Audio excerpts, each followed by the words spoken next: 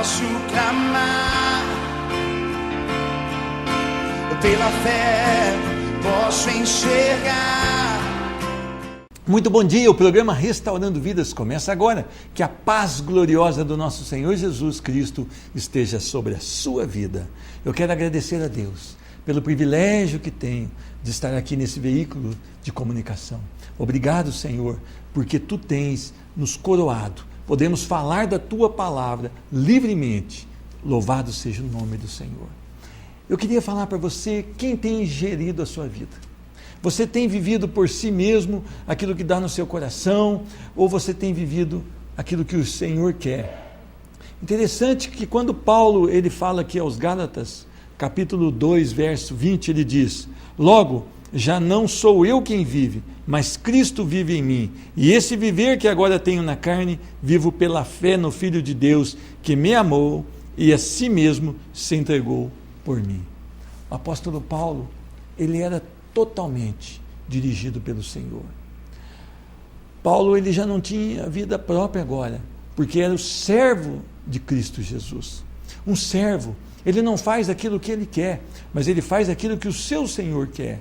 E Paulo tinha essa convicção, e ele olhava para Jesus e via aquele que o amou e aquele que se entregou por ele. E Paulo fala: olha, eu quero ser servo de um senhorio assim, um senhorio que dá a sua vida por mim, um senhorio que me ama. Então, agora já não sou eu quem vive, Cristo vive em mim. Quando nós dizemos assim, nós vamos a lugares em que agrada ao Senhor, nós dizemos coisas que agradam ao Senhor, nós projetamos sonhos que agradam ao Senhor. A nossa vida agora é toda para louvor do Senhor. A sua vida tem sido assim, um louvor ao Senhor? Então pense bem, Paulo foi um homem que tinha um chamado especial de Deus. Ele foi comissionado por Deus para levar a palavra do Senhor. E ele tinha abundância no seu coração, porque o que ele queria era morar com Cristo Jesus. E enquanto nessa vida ele deu o melhor para que as pessoas recebessem o poder de Deus através da palavra viva. Eu queria que você deixasse um pouco de pensar somente no consumir, no ter, mas pensasse um pouco em ser um filho do Deus Altíssimo, ser um cordeiro com Jesus Cristo. Que Deus te abençoe durante todo o dia de hoje. Quero conversar hoje com o Carlos Eduardo Cadu, lá de Paraguaçu. Ele tem uma história e eu queria compartilhar com você a história do Cadu. Posso clamar, pela fé posso enxergar. É um grande prazer receber hoje no programa Restaurando Vidas um jovem, Carlos Eduardo Vilas Boas dos Santos. Deus te abençoe. Amém. A paz do Senhor Jesus. A paz do Senhor, pastor. É paulista? Paulistano. De nascimento só, né? Isso, de nascimento. Nasceu onde? Nasci em Americana. Perto de Campinas ali? Perto de Campinas, interior de São Paulo. Viveu lá quanto tempo? Vivi lá até os 12, 13 anos. Então quer dizer que na adolescência, no começo da adolescência e pré-adolescência mudou para Minas Gerais? Já vim aqui pro sul de Minas. Agora, o que vocês faziam lá? O que seus pais faziam lá? Meu pai trabalhava numa indústria, que fabricava bombas hidráulicas. Minha mãe sempre foi costureira. Ela sempre trabalhou no ramo da costura. E os seus familiares também, as outras gerações, são lá do estado de São Paulo? A família da minha mãe é toda aqui do sul de Minas. Os meus pais, os familiares dos meus pais são de uma cidade próxima a Andradina. São Paulo também. Isso, perto da divisa. Agora, a sua infância, vamos dizer, até os 12 anos, você foi iniciado a palavra de Deus? Como é que foi a sua vida aí até esses 12 anos de idade? Meus pais sempre foram à igreja, muito religiosos, e nos levavam também, né, às práticas da igreja católica. A gente sempre frequentou. Vocês frequentavam, mas não era aquela assim... Não tinha um envolvimento, não. Era uma frequência... Não envolvia nenhum ministério com a igreja católica? Não. Só batíamos o cartão ali. Vocês iam todo domingo como se fosse assim: eu estou indo porque aí eu agrado a Deus. Isso, a gente batia o cartão lá todo domingo. Isso foi até os 12 anos? Isso. Prosseguiu um pouco mais depois, mesmo depois de vir para Minas Gerais, continuamos. Agora, você teve uma infância tranquila, quanto a valores, você não se excedeu em nada, sua família era equilibrada? Tranquila, meus pais sempre nos educaram. Os valores, né? Os valores, os princípios corretos da vida, né? Meus pais sempre nos encaminharam, eu com meu irmão. E você mudou para onde em Minas Gerais? Estou morando atualmente em Paraguaçu. Quando vocês mudaram de Americana? Direto para Paraguaçu. Tá. E lá em Paraguaçu, você chegou depois dos 12 anos em diante. Foi, isso. E como é que foi sua vida lá? Ainda daquele jeito, batendo cartão na vida espiritual? Achávamos que, no meu caso, eu achava que esse decorrer de vida estaria bom, era para isso que eu tinha... Deus tinha me feito para continuar batendo cartão, seguir daquela mesma rotina religiosa. Tá. E você teve uma adolescência, juventude tranquila? Tranquila. Não se envolveu em perigos da vida? Não, eu até tive algumas experiências, como todo jovem, adolescente que está exposto aos convites do mundo, né? As luzes do mundo brilham bastante, e o jovem tem que ficar esperto com isso. Andei por aí. Agora, você já tinha sido convidado para uma igreja evangélica, para participar de algum culto? Como é que era? Por volta do ano de 2010, né, final de 2009, 2010, antes disso, quando ingressei no primeiro ano, né, do ensino médio, eu conheci uma jovem lá, e ela me convidou durante 3 anos para mim ir fazer uma visita para ela na igreja dela, na qual ela frequentava. E durante esses 3 anos eu fui levando ela com a barriga, na conversa, né? Durante um período que no final de 2009, início de 2010, aconteceu um fato na minha casa, onde os meus pais, nós íamos vender tudo que a gente tinha aqui e ia voltar para a Americana, onde a gente tinha saído. E aí então eu resolvi pagar essa dívida. Falei, já estou indo embora, não vou ficar mais aqui, final de semana que vem eu vou embora, então eu vou pagar essa dívida.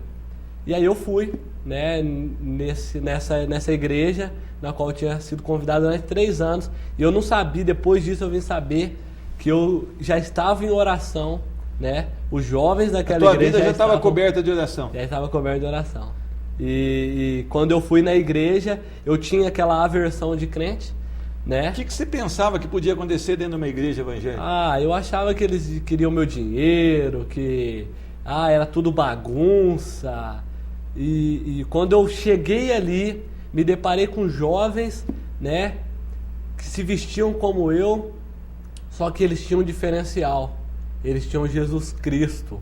Eles tinham a palavra de Deus e a buscavam e a viviam, e isso me chamou muita atenção. Mas você conviveu com a Bíblia durante a sua idade da infância, adolescência? Havia na sua casa alguma Bíblia? Como é que era? Sim, havia, mas não tínhamos nenhum tipo de prática de leitura. Não tinha contato? Não, era como simplesmente livro. Um amuleto santo. Isso. Que trazia um bom fluido para aquela casa, mas que não precisava ser manuseado. É por aí mesmo. Só que isso não existe. Não. A Bíblia, ela fechada é um livro, ela aberta é Deus falando conosco. Amém. E ela aberta tem que ser lida, porque tem lugar que deixa a Bíblia aberta assim, fica aquela página amarela, e até empoeira. Mas ninguém é abençoado, né? É verdade. Agora, quando você viu que aqueles jovens, eles manuseavam a Bíblia, e como é que você foi confrontar isso? Como é que você fez? Eu comecei a buscar entender quais eram os princípios e valores que eu vinha carregando na minha vida até ali. Princípios de conduta, ok, bacana, meus pais me ensinaram por aí e eu devo muito disso para eles. Mas um princípio espiritual, uma busca da onde eu vim, por que eu estou aqui, para onde eu estou indo, o que eu tenho que fazer nessa terra. E eu comecei a enxergar nisso através do estudo da palavra de Deus, através da busca e da oração, e Deus foi me revelando. Até tem um fato muito engraçado, que quando eu comecei na igreja foi por causa dessa menina. Hoje minha noiva... Você tinha interesse nela? Eu tinha interesse nela. Você foi para a igreja com segundas intenções? Eu fui com segundas intenções nela.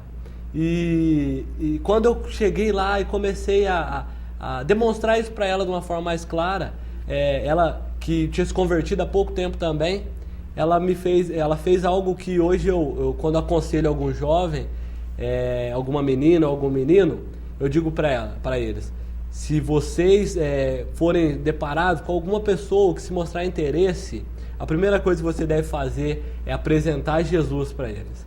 Porque a minha noiva fez isso comigo. Primeiro ela me apresentou a Jesus.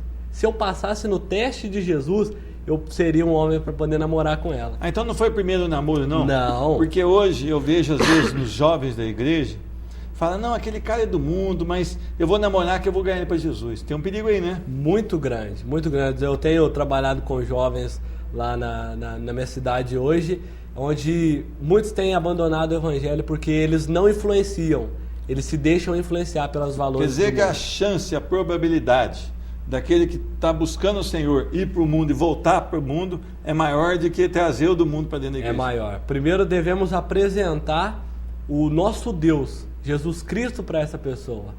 Se essa pessoa passar no teste de Jesus, então ela estará apta para ter um relacionamento. Foi isso que a minha noiva fez. Ela me apresentou Jesus e falou: ó, esse é meu Deus a quem eu sirvo. Se você quiser andar comigo, sirva a Ele. Agora, quando você foi adentrando na palavra de Deus, que você olhava como é que era a sua espiritualidade na infância, você foi descobrindo alguma coisa e falou: mas eu estava fazendo tudo errado. Aconteceu isso contigo? Aconteceu. Hoje em dia, pastor Pedro, as pessoas têm ignorado a palavra de Deus porque elas vêm confrontando as nossas vidas, a nossa natureza pecaminosa. Então a palavra ela vem confrontando as nossas vidas.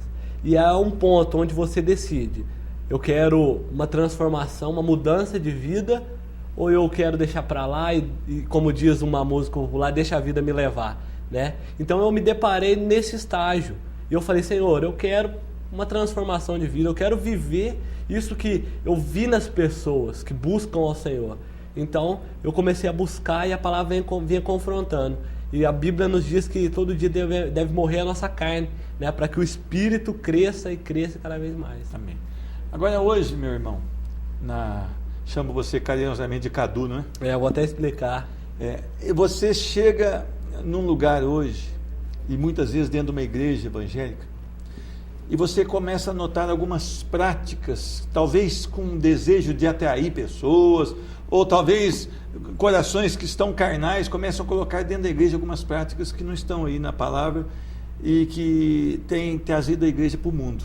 Em vez de levar o mundo para dentro da igreja, tem trazido a igreja para o mundo. Você tem notado isso? Tenho notado muito nisso, né? Nós temos um projeto lá em Paraguaçu, no qual a gente tem contato com outros ministérios, no qual a gente vê que algumas coisas estranhas têm acontecido no meio da igreja, né?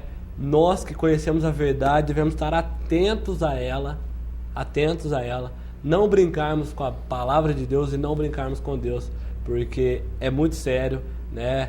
O nosso inimigo, ele não está para brincadeira, ele quer ceifar a vida. Nesse desejo da igreja trazer todo mundo para dentro, ela pode acabar se contaminando. Pode acabar. Não por causa que as pessoas vão entrar, mas por causa das práticas que elas estão usando. É verdade.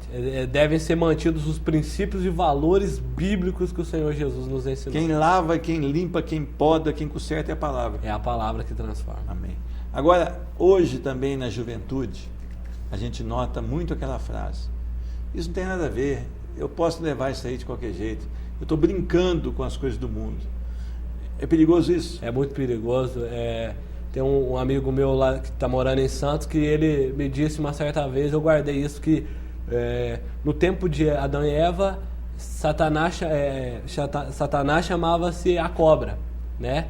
E em Daniel é o dragão, em Apocalipse é o dragão, e hoje Satanás chama nada a ver. Coisas estranhas têm acontecido e a gente diz: não tem nada a ver, não tem problema isso não, pode deixar acontecer, é um pecadinho só, um pecadinho aqui, um pecadinho ali. Nós sabemos que a Bíblia diz que nosso pecado faz a separação de nós e do nosso Deus. Então não devemos brincar com o pecado, que é muito sério.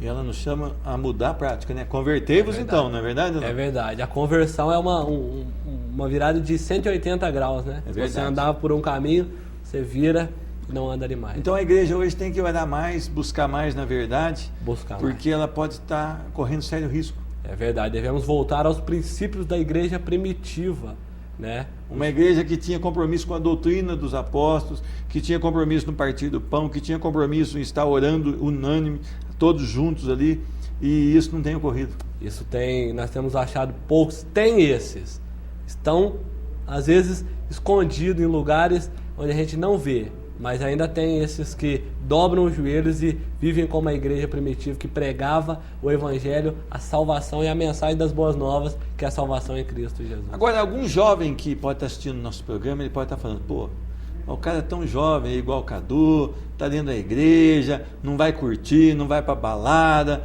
não vai experimentar as coisas novas, isso te faz falta? O que você acha?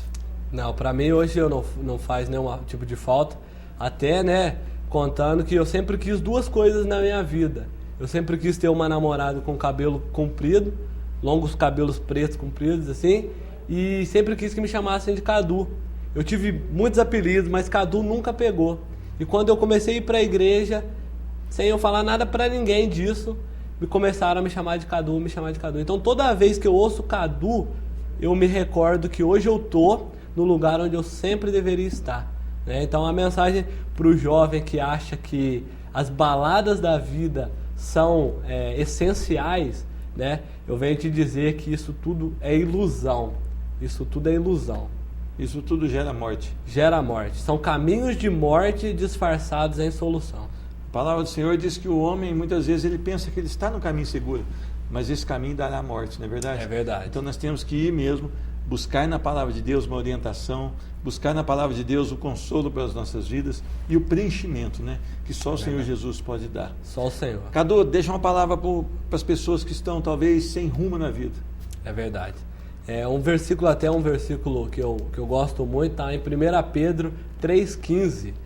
Santificai a Cristo como Senhor em vosso coração, estando-vos sempre preparado para vos responder todo aquele que vos pedir a razão da esperança que é em vós. Esse recado vai mais até para a igreja, para aquele jovem que está há tanto tempo caminhando na igreja, mas tem andado em nível tão raso espiritualmente, não tem buscado pagar um preço, né? Você que quer uma transformação de vida, venha para o Senhor Jesus. Ele pode mudar a sua vida. Ele nos ensina, né, os valores que o Pai, nosso Deus Criador, quer para as nossas vidas. E o melhor de tudo, Jesus quer te dar uma vida eterna. Amém. Cadu, muito obrigado, que Deus te abençoe, um grande abraço à sua igreja. Amém. E eu sei que você está fazendo seminário, que você quer realmente cada vez mergulhar mais na palavra do Senhor. Verdade. Que Deus te abençoe. Amém. Amém. Amém. Eu conversei com Carlos Eduardo Vilas Boas dos Santos, mas o programa Restaurando Vidas volta já, não sai daí. Posso clamar pela fé, posso enxergar.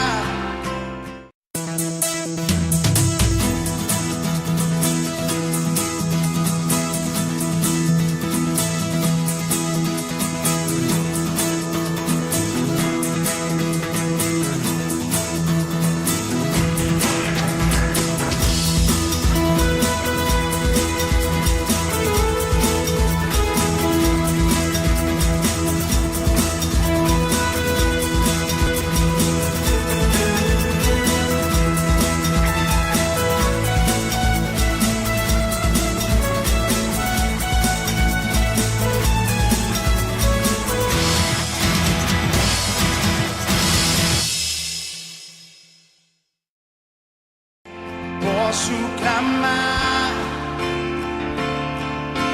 pela fé, posso enxergar. Eu quero falar hoje a respeito da oração da fé. A oração da fé muito pode, porque ela vai aos ouvidos do Senhor e o Senhor a responde. Diz a palavra que muito pode e muita eficácia tem a oração de um justo. E diz a palavra que o Senhor não rejeita a oração, Ele se agrada em nos ouvir. O salmista Davi diz no Salmo 5 que de manhã ele apresenta a sua oração e ele fica esperando a resposta. E aconteceu algo aqui muito sério com o povo de Deus. Êxodo capítulo 17, a partir do versículo de número 8, diz a palavra do Senhor: Então veio Amaleque e pelejou contra Israel em Refidim.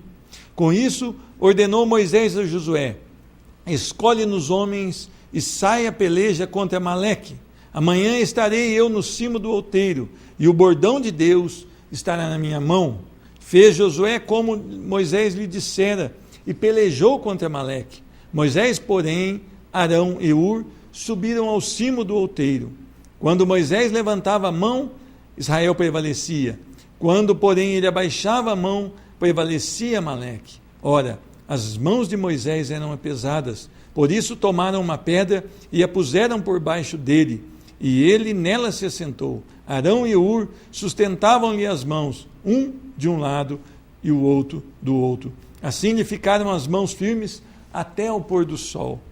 E Josué desbaratou Amaleque e a seu povo a fio de espada. Amém. Senhor Jesus, muito obrigado por o privilégio que temos de abrir as Escrituras e buscar conhecimento, buscar entendimento, sabedoria e cura para as nossas almas. Eu peço a tua bênção sobre essa pessoa que assiste o programa Restaurando Vidas, que ela seja tratada e curada através da tua palavra, que ela descanse em ti, Senhor Deus, e tenha convicção de que tu és o Deus que ouve e que age em tempo oportuno. Em nome de Jesus é que eu oro. Amém.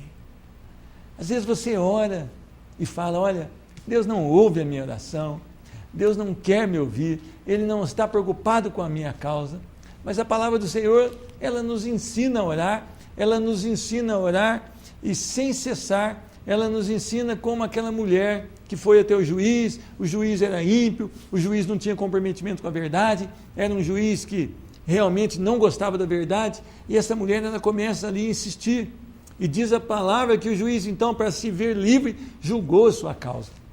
Então, com isso o Senhor está falando, ore, e é interessante aqui, um povo inimigo de Deus, ele vem e ataca Israel, e Moisés então, ele fala, olha Josué, escolhe homens. Primeiro passo aqui, não são todos que estão preparados para a batalha. Moisés manda que escolhesse homens. Dentro do exército do Senhor, há homens preparados para algumas coisas e outros para outras. Mas ali era necessário homens de guerra, homens ousados, homens que tinham prazer em lutar, prazer em guerrear e vontade de vencer. E Moisés então pede que Josué separe aqueles homens, mas diz que Moisés não ia ficar parado, ele ia pegar o bordão, que significava autoridade ali, que vinha do Senhor, ia ficar lá em cima do morro, e ele não ia ficar ali para apreciar ou para fugir da batalha, mas ele ia abençoar aquele povo, interceder por aquele povo, bradar por aquele povo. E é interessante que quando Moisés então sobe, e Moisés ergue o bordão, ergue as suas mãos, num sinal ali de oração da fé, ele está ali na intercessão, ele está ali na retaguarda, aquele povo estava vencendo. Quando Moisés então abaixava suas mãos que cansava, o povo amalequita começava a ter a vitória. Então Arão e Hur tiveram uma ideia, puseram uma pedra para Moisés se assentar, e eles entraram um debaixo de um braço, um debaixo do outro, e mantiveram ali, até que Israel, comandado por Josué, desbaratasse todo o exército inimigo. As pessoas muitas vezes elas não têm essa percepção pela palavra do poder que tem a oração, a intercessão, a súplica do justo. E é interessante isso, porque Jó, ele tinha um hábito muito bom, levantava de madrugada, de tempo em tempo, orava, sacrificava e falava, Senhor Deus, talvez algum dos meus filhos tenham pecado contra ti. E Jó então, ele estava ali em oração, abençoando os seus filhos. E nós muitas vezes deixamos de orar, porque achamos que isso não é importante, ou que isso vai nos tomar um tempo precioso, mas é na oração que se ganha as batalhas, é na intercessão que nós mexemos com o coração de Deus, e aí Ele vai e intercede por nós. Olha que maravilha aqui, quando Ele baixava suas mãos, havia uma revertida ali. Por que isso? Quando nós deixamos de orar, as coisas vão acontecendo, e vão acontecendo de maneira negativa na nossa vida, elas vão nos degradando, elas vão assoreando, elas vão solapando, e vão tirando ali a nossa vitória. Quando nós deixamos de orar, nós deixamos de vigiar, E nós, muitas vezes, caímos nesse momento, no momento de maior fragilidade, onde os joelhos não se dobram mais ao Senhor, onde a vigilância, ela já não é mais um pré-requisito, e nós começamos então a dar espaço para que as coisas do mundo comecem a adentrar na nossa família, na nossa casa e na nossa vida. Você tem orado? Você tem buscado ao Senhor em oração? Você tem crido que o Senhor ouve a sua oração? Foi o que Moisés fez. Moisés, ele achou um lugar onde ele poderia abençoar o povo, onde ele poderia interceder e onde ele poderia estender a mão sobre aquela batalha e falar: Senhor, dá a vitória a Josué. Josué está lá no meio daquela batalha, junto com o teu povo, e este outro povo é um povo que é ímpio, é um povo que não te adora. Senhor, tem misericórdia. E quando ele estava ali clamando, Josué estava vencendo. Mas quando ele cansou da oração, que ele cansou da intercessão e que ele abaixou a sua guarda, então o povo amalequita começa a ter a vitória. Você também precisa estar firme nesse projeto. Esse projeto de oração, de jejum, de buscar a vitória no Senhor. Você precisa crer que a oração pode muito. E a oração do justo é muito eficiente. A palavra do Senhor diz que Elias orou com instância e não choveu durante 3 anos e 6 meses. E depois ele voltou a orar para que chovesse. E a chuva veio e regou a terra. Elias, diz a palavra, era um homem que nem nós, com frio, com fome, com momentos depressivos, com momentos angustiantes e com momentos de ousadia. Mas ele era um homem diferenciado, porque ele obedecia e ele buscava o Senhor em oração. A palavra do Senhor diz que as mãos de Moisés eram pesadas. Por isso você precisa de parceiros de oração. Você precisa de parceiros que vão estar com você na hora da dor. Muitas pessoas guardam o momento da batalha e não querem contar com ninguém. Procure alguns homens. Lembra que Moisés mandou escolher homens. Procure alguns homens, algumas mulheres cheias do Espírito Santo. Abra o seu coração. Fala: olha, eu estou passando por uma situação difícil. Eu preciso de vocês comigo em oração. Assim, Moisés também precisou de Ur e de Arão. E os dois ali deram o quê? Suporte para que ele continuasse, apesar do cansaço, apesar da fadiga, ele continuasse no momento de intercessão. Sabe o que aconteceu quando todo mundo se uniu? Josué lá na batalha, junto com os homens valentes. Arão, Ur, ali assessorando Moisés. Sabe o que aconteceu? Diz a palavra do Senhor: e Josué desbaratou a Amaleque e a seu povo a fio de espada. Quando nós nos unimos em oração, quando nós cremos que o Senhor ouve a nossa oração e nós não desanimamos, grande vitória vem. Nós temos orado para que Poços de Caldas tenha um avivamento, onde as pessoas se arrependam do mal e queiram Jesus como Senhor. Mas eu preciso de você orando comigo. Ore, abençoe Poços de Caldas, abençoe nosso estado, abençoe a nossa nação. Pare de criticar os nossos mandantes. Pare de criticar aquelas autoridades que foram constituídas por Deus sobre a sua vida. Comece a orar para essas autoridades conhecerem o Senhor, para elas serem ferramentas do Senhor para nos abençoar. Nós precisamos inverter a situação. Nós precisamos crer no Senhor. Nós precisamos passar a orar mais. A palavra do Senhor diz que Samuel, ele diz assim: pecaria eu de não orar pelo meu povo? Vamos orar mais. Vamos buscar mais o sobrenatural de Deus. Poços de Caldas vai ser diferente, Minas Gerais vai ser diferente, o Brasil vai ser diferente. Eu creio que o Senhor pode todas as coisas. Eu quero orar por você. Senhor Deus, levanta hoje homens e mulheres de oração que tenham o desejo de caminhar de joelhos. Senhor Deus, nós sabemos que as grandes batalhas são vencidas no poder da oração. Em nome de Jesus, que as famílias hoje elas estejam mais prontas a clamar e a viver prostrados no teu altar. Eu abençoo cada vida agora, em nome do Senhor Jesus. Amém. Que Deus te abençoe. Que você busque na palavra uma orientação para a sua vida. Que você tenha a Bíblia como a única regra de fé, porque aqui está a verdade do Senhor. O Senhor Jesus, Ele quer falar com você através da palavra dEle. Busque incessantemente. Leia a Bíblia e você vai ser extremamente abençoado. Amém. Posso clamar pela fé, posso enxergar.